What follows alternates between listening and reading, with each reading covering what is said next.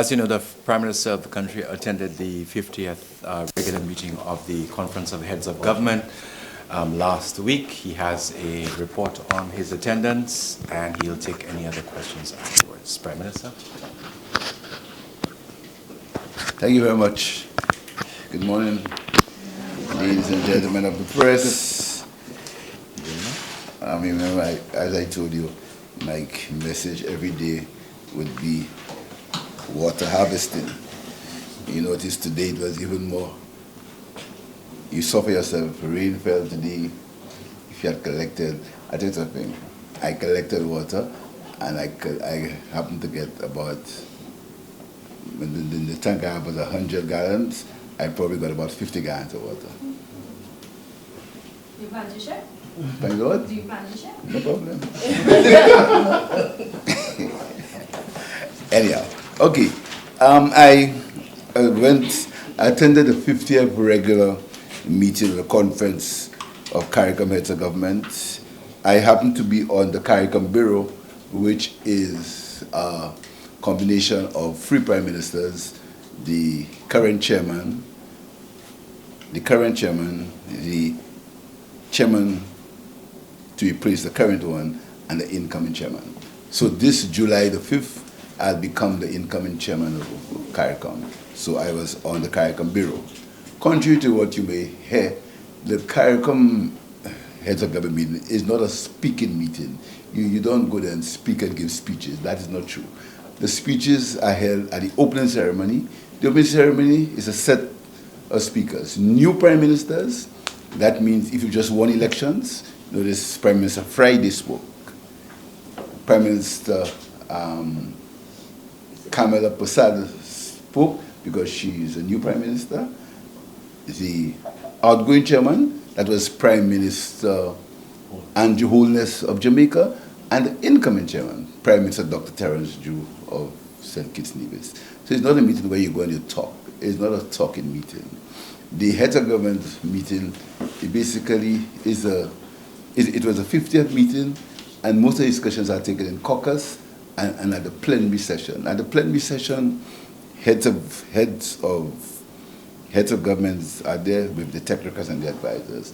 So it's not a talking meeting. So you don't go there. You didn't expect to have a speech from the Prime Minister. There was no place to have a speech from the Prime Minister. What the Prime Minister did is he sat at the meetings and he made his contributions, which did not go public. There were two caucuses. One caucus for heads only. That means no one was in the room. And another caucus for heads plus one.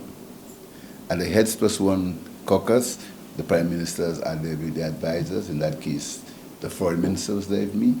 And the caucus meeting, the only people were there were me and God. So, contrary to what you may hear, the Prime Minister did not go to St. Kitts to talk. He went to St. Kitts to deliberate and to speak about the issues of the day. So, I'll begin by telling you the meeting, basically, the plenary session was the normal meeting stuff. You endorse the decisions that are taken at the last meeting, and we speak about food and energy security, expansion of interregional trade.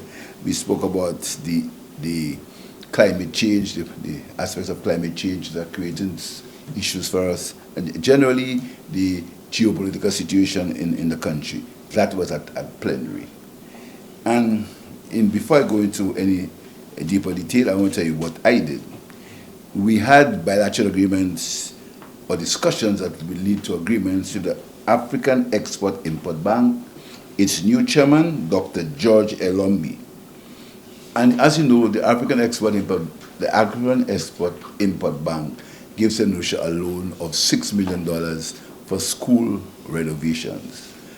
I happened to request another loan for $6 million for school renovations because some of our schools are still in desperate need of repair. And we had an agreement in principle whilst the paperwork is being done. So St. Lucia will be getting a $6 million loan, US dollar loan, for school expansion and renovations. If you know now, as we speak, 4 schools are being expanded. Including the one in Anchipo, you're going to get another $6 million loan to complete them and to do some more repairs and renovations at schools, which is very, very good news for us. We also spoke about expanding contact, expanding trade, etc., between St. Lucia and the diaspora, using the bank as a conduit, but these are in discussions. We also had a bilateral representative of the Kingdom of Saudi Arabia. I thank them for the airport, for the hospital. They were very pleased with the progress of the hospital, and then they again reiterated the fact that they're going to assist in the completion of the stadium. So, as soon as we brought them up to date about where we were with the commissioning of the hospital, they were very, very satisfied with the work that has been done, with the quality of work, and they promised to continue working with us, both to get the stadium done and for other work that may be necessary, including climate change, energy support in our diversification of our energy sources and our food security initiatives.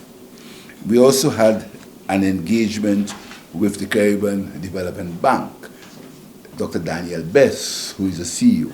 Basically, that was about WASCO, because as you know, the bank has approved, in principle, the board has approved a loan for us for the pipeline, do some work on the northern pipeline from the Tibbles Dam going north. That loan has been approved, but there are certain steps that have to happen along the way. We insisted, the bank, that they had to give that its greatest priority because our situation was crucial as far as WASCO is concerned.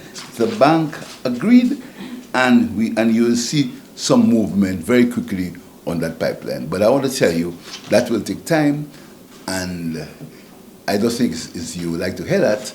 I think work will actually begin on the ground not before January next year. Work in terms of the work on the actual pipeline on the ground. In the meantime, things will happen, but the work on the pipeline, the major works will not start until January next year. A number of steps have to be put in place. Next week, we're going to go to cabinet to get a guarantee for the loan, and then the steps have to take place. There must be discussions with the community, etc. That's how the CDB does its business. So in the meantime, we have to see if we can continue to, hopefully, we can see if we can continue doing repairs, etc., to minimize the loss of water, but the job on the pipeline from the Thebes treatment plant will not happen until January next year, when the banks would have finished its processes. I got that assurance from Dr. Daniel Bess, who is the manager, who is the CEO of the Caribbean Development Bank. So it takes me back to my message to you about water harvesting, etc. Makes it even more important because major works will not begin until January next year. We also had an engagement with the United States, a bilateral with the United States, and basically it was a discussion on regional security, on economic development and economic growth, on democracy, etc., and on climate resilience. That's basically our discussions. A lot of discussions on security and the idea that the United States have a focus on drug interdiction, a focus on that. I will hasten to tell you that we got no more information on what happened in the waters of St. Vincent and St. Lucia. There was no more information to be had. What the Americans are firm on is that they are very, very firm on not allowing drugs, when they perceive it, to come through on our waters. As for any more details, they gave no more details, so even though you asked me, I have no more for you. What I can tell you in St. Lucia is that the police have a missing persons report. They got a missing persons report about three fishermen, and the police are investigating. As far as I have no other news for you from the meeting, because what I've been told by the U.S. is that they work on intelligence, and they have reason to believe when these things happen, they have reason to believe that it's done for a reason. I have no more information. The U.S. also agreed to give us some support, and the details on that will come at a later date on health and security.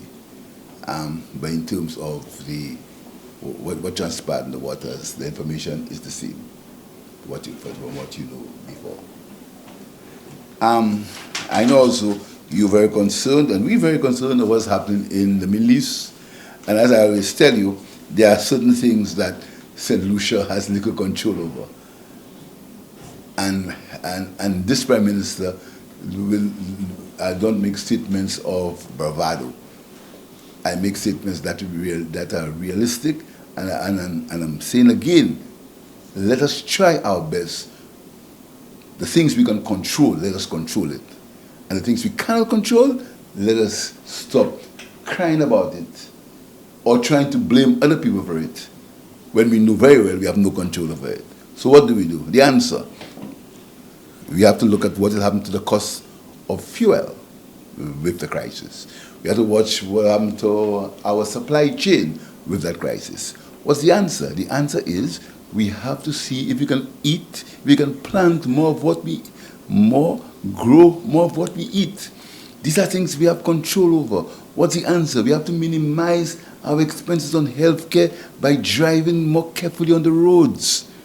These are things we can control. What can we control? We can control our littering. We can stop littering our rivers and waste resources and dumping in our rivers and waterways.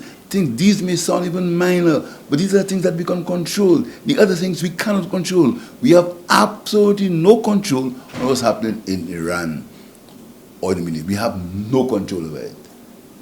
So anything I say would just be expressing a desire that there's peace would prevail and diplomacy would be used. But as to the influence, my influence is zilch. And from me, that's what you always get. I will not pretend that I can cause anything different to happen up there. What I can cause to happen here by changing our attitudes, by understanding that we have a small country, by understanding that when we go and we spread rumors and think about our country, we're damaging our country, by protecting our tourism industry, by minimizing harassment to tourists, by saying to our people, we must stop tourist harassment, the small number of people who are doing that, by protecting ourselves. That's what we have control over. I want to reiterate again, let us try to take control of the things we can control. Because there are many things we can't control, even though it may be very unfair, but the fact is we can't control it.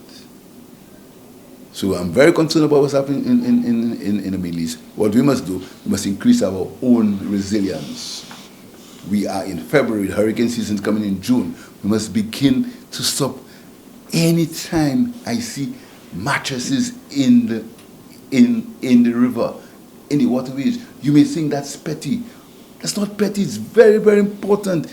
Plastics going into our oceans, affecting our fishing, affecting our coral reefs. These are the things we can control. These are things we can control. And I want us to try to make a national effort to control, to take care of the things that we have control over. So I think that is basically, and as far as our commitment to CARICOM, we're very strong, we're committed to the regional integration movement, and we respect countries' right to have their own foreign policy. We respect the rights of countries. We have our own foreign policy as a country, but we respect the right. CARICOM never had a unified foreign policy. So we respect that right, and we understand it, and we respect it. But what I want to say is we are fully committed to CARICOM. And talking about CARICOM, I think the West Indies side performed credibly, unless they did not win, but I think Dan, Sammy and them performed credibly. They performed, you must win, but they didn't win, but I think they did okay. I would congratulate them. Not congratulate them, and tell them that we think that they did not make us ashamed. But we think that they performed credibly. Okay, I'm all yours. All right, Mr. Prime Minister, two simple questions.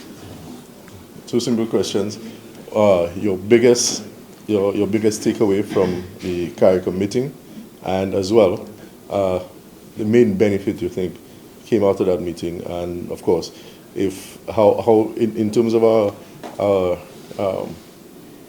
unified position, how does that get affected by the Trinidad position? First of all, it was the first CARICOM meeting, the first in 10 years that every Prime Minister was there. And that's noteworthy. Every Prime Minister was there. First time in 10 years, every Prime Minister of the independent state was there. Secondly, the meeting met the Secretary of State of the U.S., and as I told the regional press, that we understand each other. We understand each other. CARICOM understands, and the U.S. understands. So what we're doing is we are dialoguing, speaking to each other. The CARICOM countries are the natural allies of the United States. They are neighbors. If I can speak for St. Lucia, they are neighbors. But we understand that the United States has its policies that we cannot influence. We cannot change. We can try to influence. We cannot change them. We can try to influence them. So you have to influence them by discussion, by give and take, by hoping that the United States will see where we are coming from, and by actions we can take ourselves. We speak about visa restrictions all the time. There are certain things you can do, and I've said it before. I'm going to say it again. We have to stop. We have to stop when we receive visas from other countries. We have to say to our people, do not extend your stay on the visa. I've said so before, I'm going to say it again. Because, it's very easy to blame the Prime Minister, very easy, very easy. That's part of his job, to get blamed. But there are certain things that happen that the United States has an immigration policy. We may not agree with it, but that's the immigration policy. The people of the U.S. voted for that. They voted for the immigration policy. So what we can do as a country is try to work with them based on their policy. And that is what I'm trying to do as a country. That's what we're trying to do as CARICOM. CARICOM understands that there are certain countries that have taken a more bullish position as far as the U.S. is concerned. We understand that. That is their right. That's their right. Every country has a right to determine its own foreign policy. What I think happened is that at that meeting, we had a clear understanding as to where certain people, what were their positions, and what were other positions. But in general, I think CARICOM is moving forward as an integration. There are things happening in CARICOM. The CARICOM single market and the CSME, we're working towards it. Some countries have free movement of people. That is something, not all countries have it. Again, that countries are free. So the movement steps are being taken. Not as fast as I would like, but steps are being taken. But you must understand, these are sovereign countries. CARICOM is not a political union. We seem to make a mistake all the time, think CARICOM is not a political union. It's an economic integration movement, union. It's not a political union. And that's the mistake that we make. Each country has its own prime minister. Each country has its own sovereign rules and regulations. So what we expect to happen to CARICOM, if CARICOM was a political union, then CARICOM will have one foreign policy. It's not. So it cannot have one foreign policy. It never had. It would be better if that could be possible, but it doesn't have one foreign policy. And that has to be respected. Each government has a right to have their own foreign policies. Okay, so there's the thought that the activity with regards the U.S. and fishing vessels in the region actually contravenes international law. Your thoughts on that, and as well, when do you suggest that what is happening in the Middle East will affect us soonest? We expressed to the U.S., I expect to the U.S. our concern about the waters, the concern of our fishermen on the waters of the region. I expressed that to them. I expressed to them that our fish farmers were afraid in terms of what had happened. I expressed that desire to them. I told them they were very concerned about it. They said that the position with the United States is that narco trafficking is bad, and we agreed also, but we also believe that there are certain steps that are taken when certain measures, there are certain steps that will be taken. We believe there's a process for us. Unfortunately, the U.S. has not followed that process. So we express our concern about it, our concern. But we also believe that our waters should not be used for the trafficking of drugs. We also said so to them. And we agreed on that, but as the process, we seem to differ on the different processes. How they go about it, how we go about it, there's a difference. There's a kind of diversion of views in that regard. Because the free fishermen who have disappeared, up to now, we've not been told definitively, as far as I know, what's happened to them. And this is why there's a missing persons report. But the U.S., we express our concern as to the safety of our people on the waters. We did express that concern. And they said they understood that our fish farmers would be concerned. Good afternoon. With regards to the effects, well, this war in the Middle East, we never know where it will reach.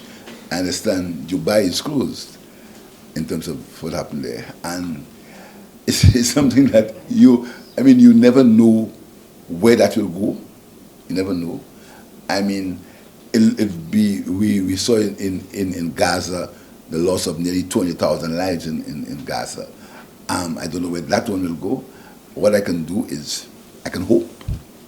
All I can do hope that it doesn't escalate.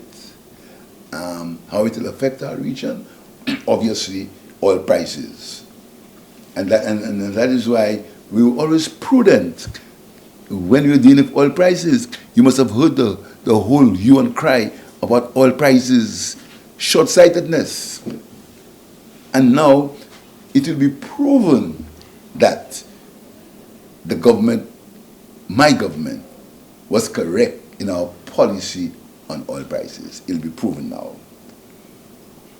If that escalates, then we will see what policy was right.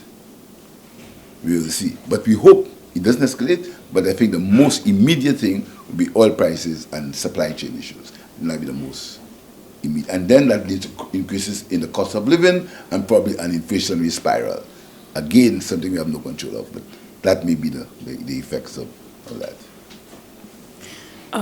Still on that and we have some students, I think, up there. We try our best in External Affairs to see if we can get in touch with them. There are solutions, solutions working in Dubai, so we try to get in touch with them through the Ministry of External Affairs.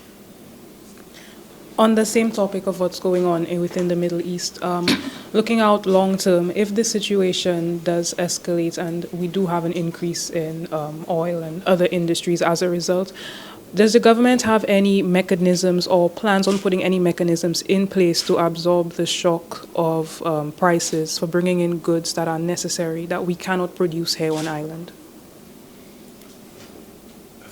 For bringing in goods that like are necessary. medications and so forth? Are there any mechanisms in place to absorb certain shocks so that it doesn't get too expensive on the ground? Well, the mechanisms we have in place is to control the transaction costs. That's duties, VAT, etc. Duties, VAT, these are the costs here. The cost of Excel, we have no control over it. That's a fact. So what you can do, we'll have to look at the cost in St. Lucia, look at import duties, look at VAT, and look at if we can continue to subsidize as we are subsidizing LPG gas, etc., which we are subsidizing now. We have to look at, but again, we have to look at because why is that happening? The country has to run.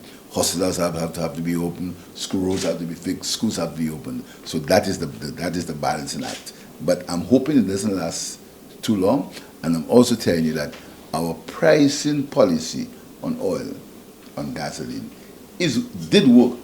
So right now we probably have a bit of cushioning to do. We can probably sustain a little more now than when people was clamoring for a reduction in the cost of fuel to create more what they say is more consumption. So right now we probably have a cushion. So these policies would prove to have been well thought out if that escalates. But we're hoping that it doesn't. Shifting focus a bit to Cuba now, we see that the situation on the ground is worsening in terms of blackouts and so forth. With our students there, is there any concern? Is the contingency plan being put into effect? Of course there are concerns, and that was discussed at CARICOM. Of course there are concerns. CARICOM's position is we should have to get some humanitarian aid to Cuba. We are working on that, but there are concerns that the situation is very dynamic. It's moving very quickly. As you know, Cuba has gone off a little bit now because of Iran. It changes all the time. The situation is dynamic. I mean, I've been on the phone all night. It's dynamic. It's moving. There's many shifting parts. But CARICOM's position is that we have to get some humanitarian aid to Cuba, and CARICOM will be working on that. Thank you very much. Okay. All right. Good morning. Let's go back a little bit to the fish. You haven't been identifying yourselves. Chelsea Oster, MBC Prime. Okay. Okay. Yes. So we're going back a little. We did have a bilateral maritime counter-drug agreement with the U.S. that was signed in the early 90s, about 1995, thereabout, yes. Now, some of the measures were that... Called ship ride? Yes, ship riding, ship boarding, introduction provisions. Not the date. I don't know the date. 1995, I said. Yes, not the year. That's the year, yes. So it would Just have provisions... that you remember the year. Thank you very much. I was 2. Okay. You weren't even born yet, right? You were born in 1995? I was 2. I was born in 93. Exactly. Yes, so that's why sometimes I always tell you young reporters, you must talk to people about the history, because what you hear sometimes is a lot of convenient stuff. There is so much convenience in St. Lucia, it's funny. I know. So basically, we have that convenient information. So that you said there were different positions from the U.S. and, of course, CARICOM. But St. Lucia did sign it. Yes, we did sign it, yeah, but in the recent meeting, in the CARICOM meeting, now you'll probably discuss what was going on. They didn't give you any much updates, other than it was narco-terrorism and it need to be combated. I don't think it made provisions for lethal kinetic strikes in there. And no, at that time, I don't think it did. It said actions in consultation with. Who was consulted? Yes, nobody was. That's a difference. Okay, that was basically my question. Yes. Who was consulted and who? Okay. Was. All right, thank you Nobody very much. Was. That's all I needed. Okay, now we're going back to the Caribbean Security Summit that some of the leaders, Kamala Persad-Bissessar and Irfan Ali, were invited to. Will there be any implications to St. Lucia, or what's your stance on St. that? Lucia hasn't got one yet. But as I told you previously, everybody, you can't tell somebody who invite to your party. I know. But if they chose to invite certain prime ministers and not, what can we say? okay, so basically, how will what the summit basically that they're going to, will there be any security commitments or frameworks emerging from that meeting that could protect the interests of basically our country? And do we look to strengthening our security work with the U.S.? Well, the U.S., the bilateral had the U.S., they promised that they'll make announcements, some announcements helping us in our security arrangements. As to what they discuss with the two countries that have been invited, I'm sure they'll discuss security. As to the details, we have not been briefed, but I'm sure after the meeting, CARICOM will be briefed. I'm almost sure about that. But right now, we've not been briefed, and the prime ministers who were invited are the ones who have been invited up to now. Good afternoon, Prime Minister. Kishana Smith, Choice TV. You seem to be very passionate about water harvesting. Very. Okay, nice. Are there any plans to pursue water harvesting on a communal level? Sure. And I have another question. Is the government also looking to pursue public awareness campaigns that would seek to educate the general public as to the most effective ways for water harvesting and conservation? I want you to help me in the last one, public. Okay, so can we tackle the first one? But the first one is, in fact, I forgot to tell you, I had discussions with the Caribbean Development Bank, and I asked them whether they could make a grant available to us. Mm-hmm. They said that we can apply, and I'm going to be instructing the SSDF to apply almost immediately to see if we get a grant so we can get water tanks for the vulnerable, for the children's homes, for the schools, etc. We did, I forgot to say, thanks for reminding me. I did have a discussion with the bank on doing that because I'm very and the bank also said that they thought it was a very good idea that we were doing. In terms of awareness, we have to begin this public discussion, this public awareness on water harvesting. But we are going to have me in the budget. I'm going to make some definitive statements on water harvesting because I see that as part of the change to our water issues, our water problems, not the solution. The solution. I don't, because in St. Lucia, there's a tendency to always belittle ideas, etc. The same thing with bananas. You may recall this banana idea was belittled and ridiculed, etc. And you see where it reached. Barbados actually has, I think they have a breadfruit festival. What do you believe that? Breadfruit? We have one too. Yeah. It's a breadfruit in Barbados. It's breadfruit or whatever it is. Barbados has a festival. You understand? And when I said so, I was belittled. You understand? So even though I may be belittled on the water harvesting, I'm going to repeat it because I believe that we can solve, we can help this water problem. This water problem is going to get worse before it gets better. That's a fact. It's going to get worse before it gets better. I've told you, major work on the pipeline will not start until January. I've been honest with you. Will not start until January, based on the steps of the Caribbean Development Bank. Between that, we're going to be doing some minor repairs, help, but we have to. Now, we talk about water, the idea that we could use the desalination of water. Very expensive process. Very, very expensive. Reverse osmosis is very expensive. Whereas we have the resource. We have the resource. Come into the sky and drop it in the ground. We have the resource. If each of us just get the mental shift of stop depending on the WASCO and take the mental shift of just changing our pipes. Very simple, the dump pipe. Just change it. It doesn't take a lot of money, I'm going to see next budget we're going to remove all the taxes on water tanks, all VAT, all what we can, we're going to remove it on water tanks, on guttering, on pipes, we're going to remove it because I'm very concerned about the water crisis, very, very concerned. I see what's happening at the Rosa Dam, at the John Compton Dam. I see what's happening there. And I'm very, very concerned about the water crisis. I'm very concerned about it. Kareem Nelson, St. Lucia Times. Just want to flesh out a few things you would have mentioned just quickly. When you said no more information from the U.S. on the kinetic strike, did we ask? Yes, of course. Okay. That's my job to ask.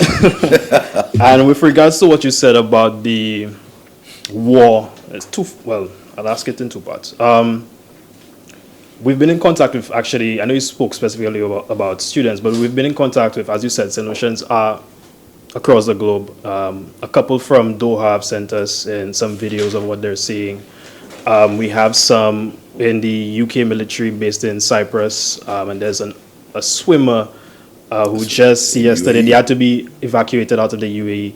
I guess just as, you know, the nation's leader, any message to those St. Lucians who may be seeing those things and have those fears as they're seeing that happening right now? First of all, we are very concerned about them. We are extremely concerned about them. And anything we can do to assist them within our capabilities, we'll do. The Ministry of External Affairs has been asked to reach out to them. We hope that they can be safe, but it's an extreme concern at these people, where they are and what they are facing due to things that they have no control over. And that's the sad part about it. But there's great concern. The government is very concerned about both our students, our workers, and our people in the army.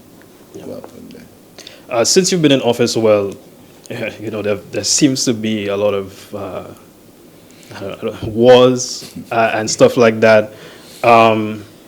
There was, even with when I think